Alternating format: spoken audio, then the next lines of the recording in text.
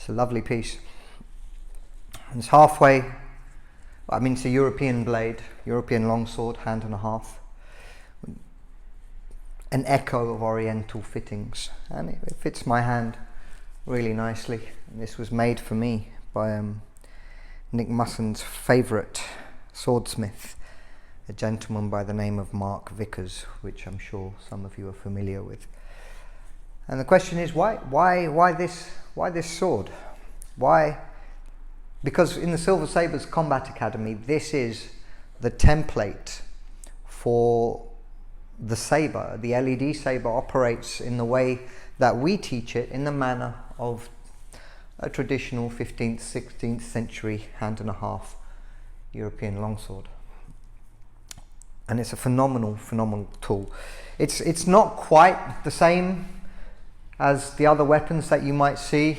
I mean, even though if we look at, for example, it's a wooden hand and a half, almost, jump.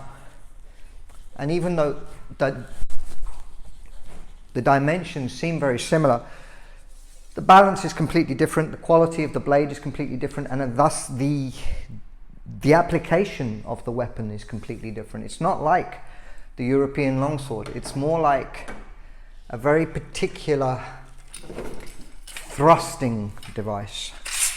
And you can see just how flexible that blade is, because it wasn't designed to chop. It was designed to thrust and to slash, to slice. And it's designed to search for gaps in the armor and to then deliver afterwards. So this weapon is not universal. This can't do everything. This is designed to do a very particular job. And if we move to some of the other weapons, for example, if we take a look at, what else have we got here? We've got a very classic shape.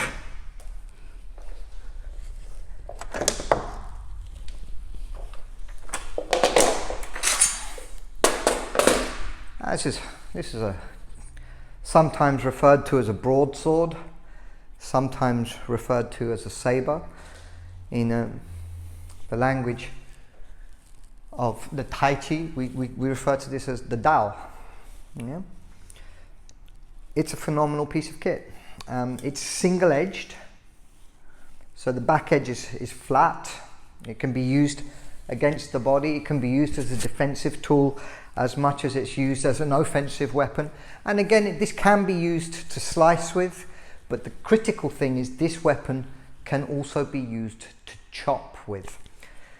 What's the difference, right? So a slice is going to be delivered in a manner where I'm drawing along the edge, whereas a chop is going straight through the target. It's not pulling backwards.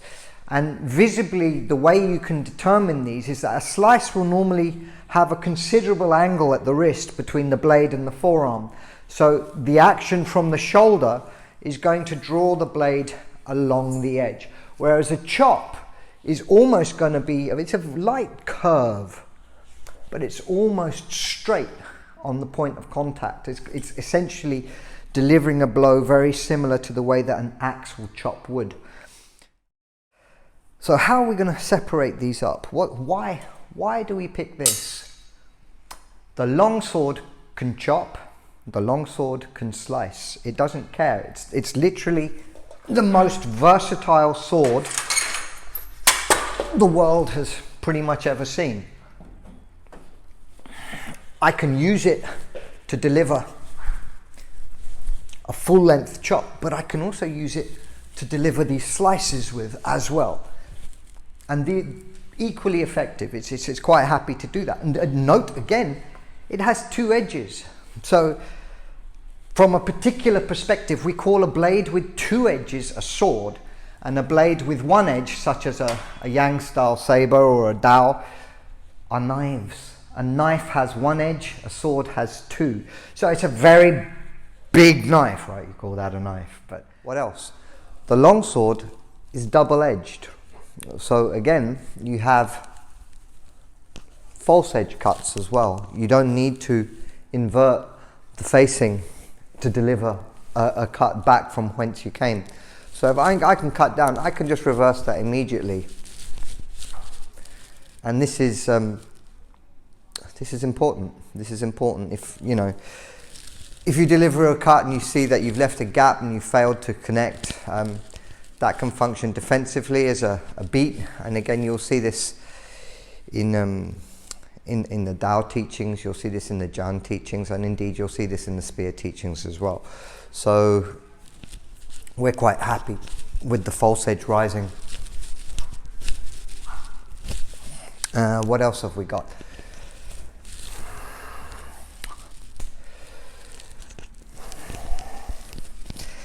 You can go reverse grip as well with a longsword. I don't like it. It's almost like how you would carry the weapon before it's drawn from the sheath or the scabbard. You lose a lot of distance and you lose a lot of flexibility in how you deploy the weapon. It becomes very fixed. Yeah, you can do it though, that's the relevant point. Also, obviously it's a hand and a half sword, so that does mean I can choose to fight with a shield and this weapon. I can choose to fight on horseback with this weapon, one hand on the reins. Or you can switch to using two hands if you start to tire.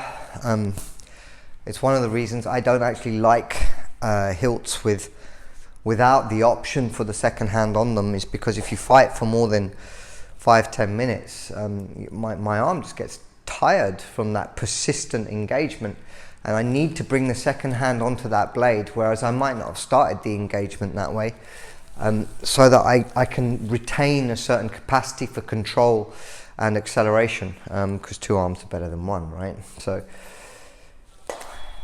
So where are we? We're looking at how the longsword, why is the longsword therefore the template for everything that we do with the LED Sabre? Well, this particular longsword can be used in the manner of the Dao. It can be used in the manner of the Jan. But what's particularly interesting is because it's a bastard sword, a hand and a half sword, you're not only talking about technology from the waist out to the point, but you also have this now, the yin and the yang of how the two hands communicate with each other. Yeah, so one hand is doing one part of the movement, the other hand is doing something else. It's not like you're swinging a baseball bat where both hands are just going through the target. They might not necessarily be doing that. Again, not all weapons require that sophisticated an understanding of what you're trying to do, but we now see that the Dao and the Jan are manifest within the longsword. But check this out. If we take the Emperor,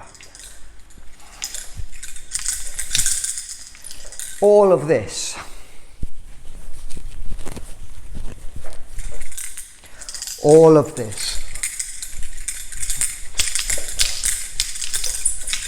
how the two hands, they work together, where I have a fulcrum and I have a lever. I have a fulcrum and a lever. And so the two hands are doing independent tasks, which is a different language to communicate with the tool. Guess what?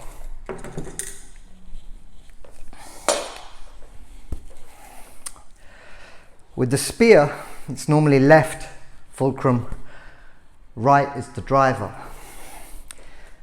But we're going to teach the longsword, right as the fulcrum, left as the driver. So have we just integrated the Dao, the Jian, and the spear into the language of the longsword? And the answer is, yeah, we have. We can even, I don't want to get my fingerprints on it, but I'll clean it afterwards. We can even half sword. You can even switch to using,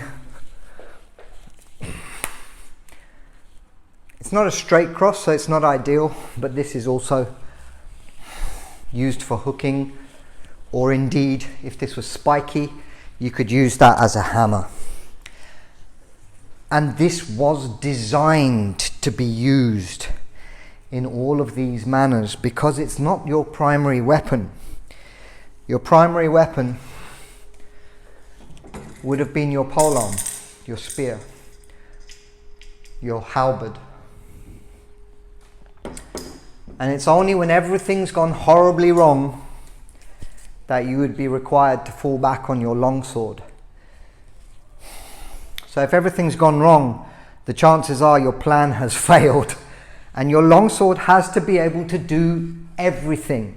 It doesn't matter what circumstance you're in, doesn't matter where you find yourself, your longsword should at least be applicable to some extent. Whereas, for example, the jaan might not be. I wouldn't want to be on a horse with a jaan. That's not really going to work out well. You can't stab everybody as you go past. You need a curved blade, anchor it against the body, and just let the horse do the work instead. So each of these tools does a different thing. I'm not sure I'd want to use a dowel in a duel, for example. It's slower. It's harder to change direction with it. And if you only have to face an opponent in one direction, then the direct jump straight down the line is going to be effective. Guess what? You got a longsword. You don't have to make the decision anymore. It's not as good as each of the other weapons in their specialities, but it will do all of those jobs. And because of this, if you have to pick a weapon with which to educate a person in the art of the blade, the art of the sword, then the longsword is our first choice. And we want that epic quality in our fighters. We want our fighters to be visible at the back row of the Colosseum and for people to still get up and cheer for every cut and every dodge. And the circus stuff doesn't really give you the same opportunity. It kind of falls away from pure combat and moves too far towards entertainment. And again, here at this point, you realize that the reason that the Silver Sabres syllabus is what it is because we want to have that perfect blend between combat and entertainment. And it's a fine line to balance. If we go too far towards combat, then there's nothing to see. It's ugly, it's boring to watch, quite frankly, because if you've seen 5 fights, you've seen them all, right? And if you go too far to the entertainment stuff, well, you just get desensitized to it. It's just, oh wow, oh wow, oh wow, oh. Yeah. But in the middle, you have that sinister edge of true conflict. But you also have the big grin of something being fun to watch. So how do you balance that out? Don't insist on a style, just teach the system. The sword works a certain way. So what did we do? We went and we developed this. And you can see this is now an LED Sabre that works with the same language as the longsword. So you can take this and you can give this LED Sabre to absolutely anyone from any sword art, and they should be able to wield this and achieve a certain comfort and familiarity almost immediately. It doesn't matter whether you come from there's no thrusting in LED Sabre, there shouldn't be. If you need it, if you want to include it, then you need to have so much armor that it becomes unaffordable for many of the people and children in the schools that we're trying to reach. So we make a point of using these larger movements. So the thrust isn't really a part of it. So is it a rapier? Well, you can be. Is it a jaan? Well, it can be. But really, when we talk about these super large circles, we're talking about chops. We're not talking about slices. We want as much room between the fighters as possible so that the audience can see the shapes that we fight in. And that's again what creates the narrative, the story of the fight. It comes from having this ability to use large open cuts. We're doing quite well here. Just a couple of other things. This is a shamshir, and it's a fantastic slicer, but I hate it because it's got this disc pommel on it, so I can't extend the point away and make it into a chopper. This is very, very specialized. And again, I learned to appreciate the differences between these blades because the longsword gave me a familiarity with all of those languages. It's like the universal translator of sword arts. It's phenomenal. I just did that. That's great. I like that. Universal translator of sword arts. The longsword. Ta-da! But you will find that some folks are really unhappy with the idea of us teaching the LED Sabre as an edged weapon. For themselves, for example, they're much more keen on the idea of the blade being omnidirectional. And our response to that is really simple. It's like, that's fine, you can do it that way, but stop calling it a sword. It's a stick, right? You want a round weapon with a cylindrical profile. That's a stick, people, right? That's what it is. So if you want to do stick fighting, and yes, there's all the escrimadors and the harness practitioners, and they are awesome. If you want to do that, go and talk to them, ask them to show you how it works, because it works. There are traditions of two-handed stick work, which obviously you can go for a middle guard and you can go for a long guard as well, and they're very different. As soon as with a stick you can change, you can't do that with a sword, right? And you can't do that with an LED Sabre either. So the LED Sabre would be stick fighting with restriction that you can only use a long grip on that weapon. And that would be how you would deploy an LED Sabre or a lightsaber, where it didn't matter if you were cutting with the edge or with the flat. I'm not having that argument. You can choose what you prefer and you can do that. I'm just simply going to point out that the nature of the human body, when you're delivering strikes at full power, if you put those forces through the joints incorrectly, you're going to break yourself. And abduction and adduction at the wrist is completely acceptable when you're putting a lot of power through. But if you start to do flexion and extension, I mean, we're not playing badminton, so you can get away with a badminton hit doing that, or table tennis. Why? Because the forces involved in the contact are small. A shuttlecock has very little momentum. There's no inertia or kinetic energy, right? So you can get away with putting all that power through the joint. But if you were to do that with a sword that weighed a kilo and strike as hard as you can a target that would actually give you some resonance back through the structure, that's gonna break. That's gonna break. Stick or sword, it doesn't make any difference. It's not relevant. What's relevant is the fact that the radius and the ulna are not omnidirectional. They have an edge and an alignment, and so does your hand. And when we bring both those hands in together, what you're doing with them absolutely is critical. I don't want to be wagging like a fish here. That's going to hurt my wrists. Again, if you're looking to preserve the art as it's been passed down for generations, you need to cut that out. Cut that out immediately. You're only going to deliver a cut along the edge of your palms, and that is going to teach you how to rotate. Why is that so lovely? Imagine I give you a biro, a ballpoint pen, and you scribble, and you're doodling, and it's beautiful, and you're writing shorthand, and you're making a novel, and you can do a lot with it. But as soon as I give you a sword, then the biro becomes a calligrapher's nib, right? What you do rotationally is as important as what you're doing on the two-dimensional plane of the paper in front of you. Because if you cut with the edge, you'll get a thin line, and if you cut with the flat, you'll get a broad stroke. And you'll be like, yep. So what? It does something to your brain. there is a great deal of satisfaction in achieving a skill in an art. A calligrapher enjoys what they do. It's beautiful.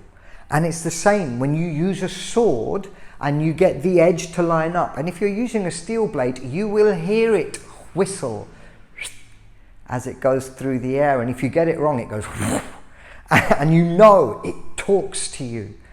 A stick doesn't do that, right? So for the sake of the mindfulness, to ensure that the meditative component of the practice is unavoidable, the edged weapon wins every time. The beautiful part about that, as we roll into looking at combat, and whether we're talking about display fighting, fight performance, or whether we're talking about tournament, again, you want it to look beautiful. You don't want it to be messy. And if it's just this scramble to get the first point, it's boring. It's ugly to watch. But if you see people delivering these gorgeous cuts where the whole body has to line up so that you get the detail of the rotation perfected, everybody in that crowd watching, even if they consciously can't recognize what they're seeing, it's in your DNA. You're trained through genetics to recognize danger. And when you see someone moving correctly, you know immediately in your heart that this is somebody that you need to be cautious with. And that's what we want the audience to experience when they're watching those fights. We don't want them just to think, you know, popcorn, nom, nom, nom, this is entertaining. We also want to give them that slight experience, just like if they were at a boxing match, just like if they were standing around the octagon watching that happen in the ring, right? So it's a difficult balance to make. And my personal opinion on this is as follows, which is that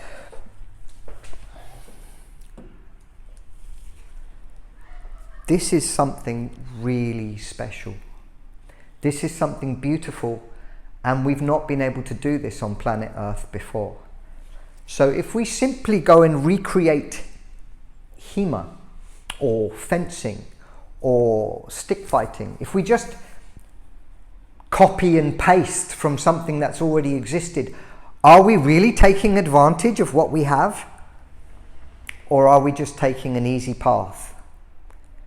Because I think we have a chance to do something completely new, something utterly breathtaking, but it has to be done with the correct intention. And as coaches, as fighters, as competitors, as artists, we need to acknowledge that the LED Sabre is a gift to the audience as much as it is a journey for the individual who's holding the weapon. If we're not thinking about making people smile and enjoy the show, then we're doing the wrong thing. Yeah, we're just fencing with a glowing stick or doing stick fighting with I'm not interested. And I find that a lot of the people who come to train with the LED Sabre, there are people coming from other martial arts who want to add a new dimension to what they're already doing. But the folks who wish to treat this as if it was something else are missing the bigger picture. This is new. Do something different with it. What does that mean? Entertain people, make it a giggle, have a laugh. Try not to spend too much time on YouTube listening to me chat nonsense at you. Go and practice. Look at some of the other videos that are up, and I'll start putting more up. All of this is just so you guys have got something to think about whilst you're sitting at home doing nothing whilst we're waiting for this pandemic to disappear. So all I can ask you to do is stay safe, look at the Qigong videos, copy the Qigongs, follow them, learn to breathe. Don't worry about the one pack that emerges as the breath drops down. Just breathe. Everything will be okay. Pick up your sabre after you've done 10 minutes of Qigong. Do your practices. I'll put up the 100 cuts in a day or two, and we'll go from there. Thank you.